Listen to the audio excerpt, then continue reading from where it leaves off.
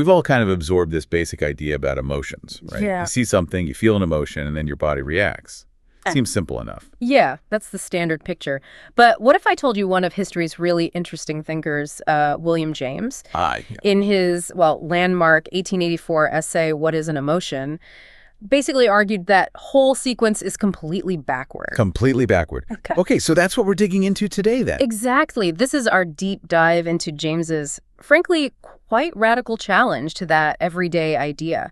Our mission, really, is to unpack what he was saying. Okay. And show you how your physical body might be way more central to feeling itself than we usually think. It really offers a different lens. Look, James's main idea flips common sense, like completely on its head.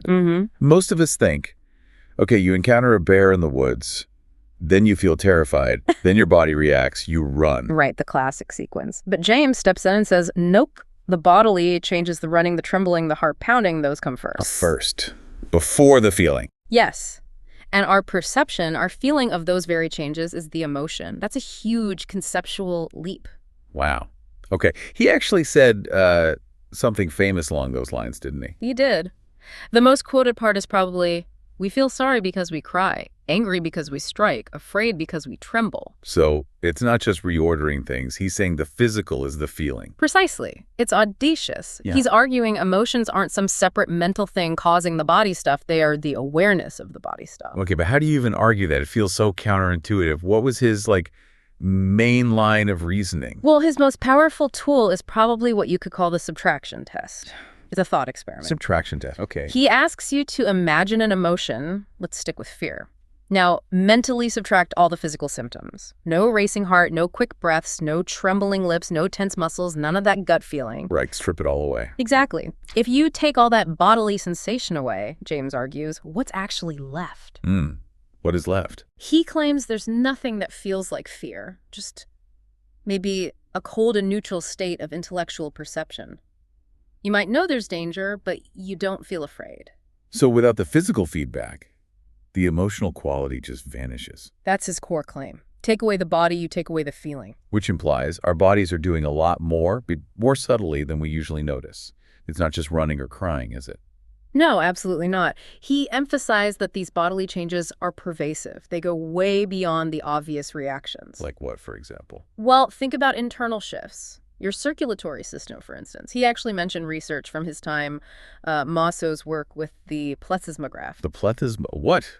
Sounds complex. Yeah, it does. But it basically just measured changes in blood volume in limbs. Yeah. James used it to argue our whole circulatory system acts like a sounding board, reacting to even tiny shifts in our thoughts or awareness. What sounding board? Okay. And it's not just blood flow. Think about glands, or even just the continuous, subtle background hum of muscle tension throughout your body. Your mood changes that tone, that strain deep inside. He wasn't just theorizing in an armchair, though, was he? He looked for actual examples. Right. He shared his own story, quite vividly, actually, about fainting when he saw blood as a kid. Oh, really? Yeah. He said he had no prior fear, no conscious thought of, oh no, blood. Just an immediate, overwhelming physical reaction, the fainting, which was the feeling. And things like stage fright. Exactly. He points to that, too. It's this direct bodily response, the shaky hands, the queasy stomach, just from knowing people are looking at you. The feeling seems to arise from the physical sensations, not before them. This leads to something pretty practical, doesn't it? This idea that if the body is the emotion... Then changing the body could change the emotion. Yeah, the act as if principle. Right. He famously said, refuse to express a passion and it dies. And also, whistling to keep up courage is no mere figure of speech. That really makes you think. Like, if I'm feeling down, could just, physically straightening up or putting on a slight smile actually start to shift my mood. James seems to think so. He absolutely did. He saw real practical value in this, even for, moral development. To overcome negative emotions, he suggested deliberately acting out the physical signs of the positive ones you want to feel. Sort of fake it till you make it, but on a physiological level. Kind of, yeah.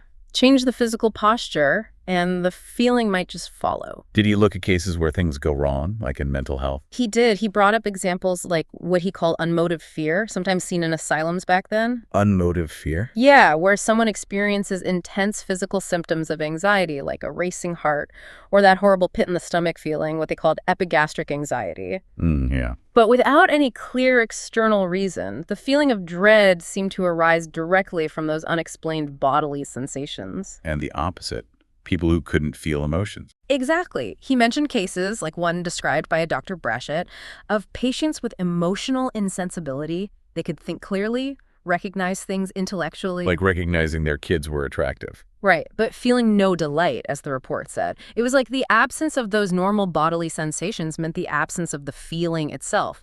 They had the thoughts, but not the human sensations. So putting it all together, James is really arguing that our emotional life, our mental experience, isn't separate from our body at all. Not at all. He believed it's profoundly knit up with our corporeal frame, that's his phrase, our physical body.